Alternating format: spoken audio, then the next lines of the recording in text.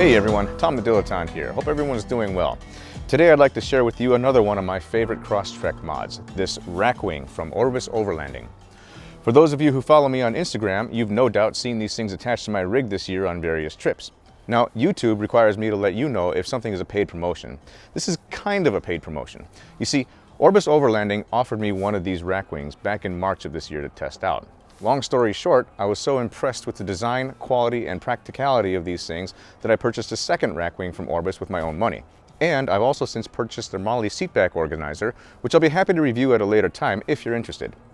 Anyway, I wanted you to know that so you can be assured that my opinion on this thing is no bullshit, and I've put my money where my mouth is, and have used these things on every trip I've taken since I got them. That said, onto the rack wing. It was designed with the second-gen Crosstrek in mind, model years 2018 and up.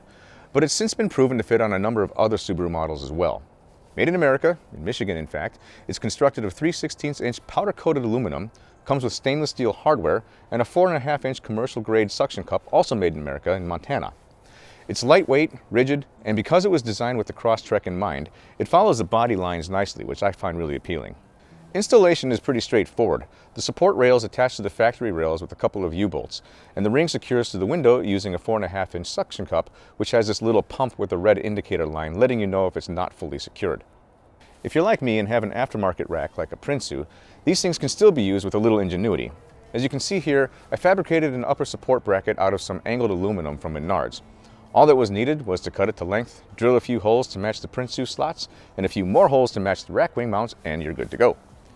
If you've got a Prinsu, and that sounds too intimidating or like too much work, fear not.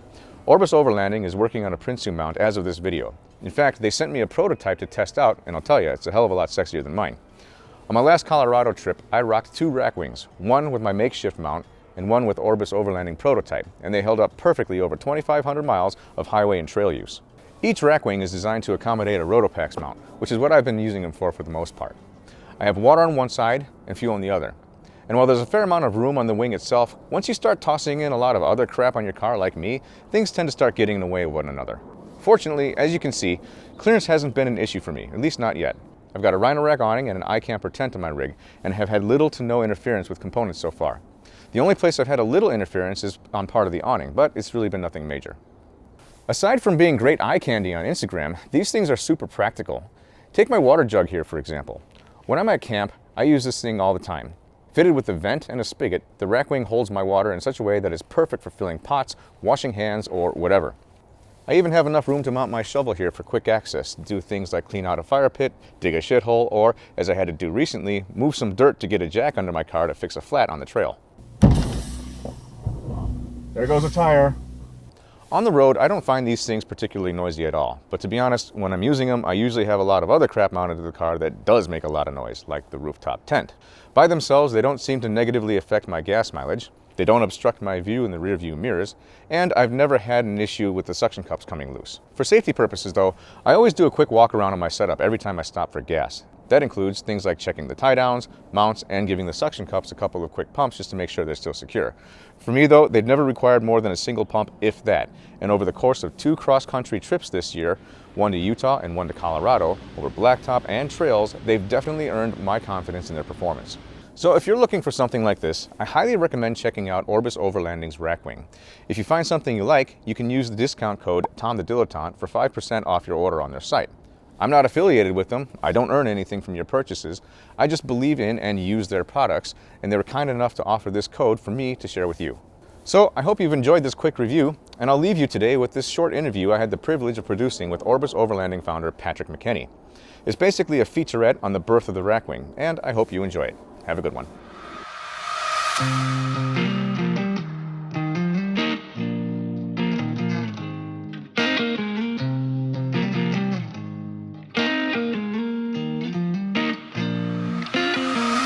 So my background is, I've always been someone that's liked to turn the wheels off the pavement. Some of my earliest memories of that are bouncing through forest roads in the UP in minivans with my dad.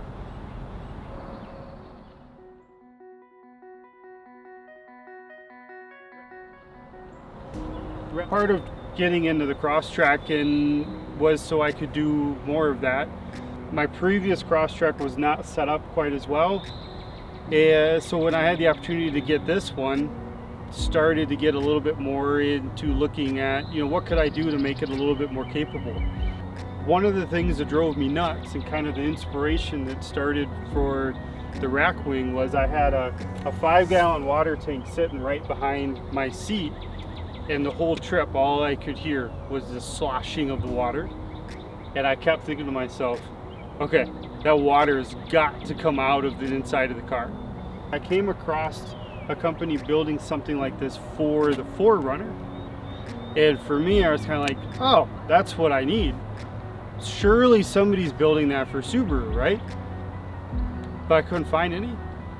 So this whole kind of design came from the fact that I knew what I wanted, couldn't find it out in the marketplace, and so I started looking around for ways to build it. And honestly, I didn't intend to build it as a product and start a company around it. I built it to get a couple of tanks out of the inside of my car. And as soon as I started posting any pictures of it, suddenly people were like, hey, what is that? Where'd you find that? How can I get one? My kind of premise for the design was I wanted something that, like me, the weekend warrior, could put on, that maybe doesn't want to do the whole aftermarket rack and everything, and take off. So if I'm going out on the weekend, put it on, it's a couple bolts, slap it down, connect the suction cup, and there you can carry your tanks, get home from your trip, pop it all off, and you can drive the car to the office the next day. So one of the things when I designed it is I wanted it to be simple to use. If you're in an area where you can't just leave it on, that it comes off quick when you're not using it. So it's held on, simple U-bolts, 2 sets. So it's 4 bolts to pop it off. Suction cup is what's securing it, keeping it from flapping. And so you level that out from a mounting standpoint. You're gonna put the bracket on, attach your wing, and level it so that the suction cup is laying flat. And then from there, with a little bit of pressure, a couple pumps on the suction cup, and you're completely secure on the car. Weight, of course, is being held at the bracket. Swing control, I guess, for lack of a better word, is being held on that suction cup, and you're ready to go. The Rotopax tank is certainly kind of the main driver for the design, but it's not the only thing you can carry on my rack wing. And in fact, you can carry 2 tanks with the Rotopax extender. But so the Rotopax, and if you're not familiar with them, part of why I wanted to use these is they're super simple. So with a couple of screws, then the whole tank pops right off. And this one is full of fuel now. I didn't want to contaminate it by not carrying fuel in it, because I need to use it. So with multiple tanks, then you simply switch it out for something else. So if I'm not going to need fuel on the trip that I'm on, and I want my water up there, then now I'm carrying a water tank. Simple as that. So if you're not familiar with the Rotopax, that's one of the big cool things about them, is that ease of modularity. But you can carry other things. So my little shovel up here, just simple quick fists. They've got a whole slew of different sizes. You can do larger and smaller, and so those things just mount on anything that you can get mounted and connected. You can carry on it. As the user, once you own it, you can certainly attach and do whatever it is that you need to carry on it. That's why the platform is there and built the way that it is.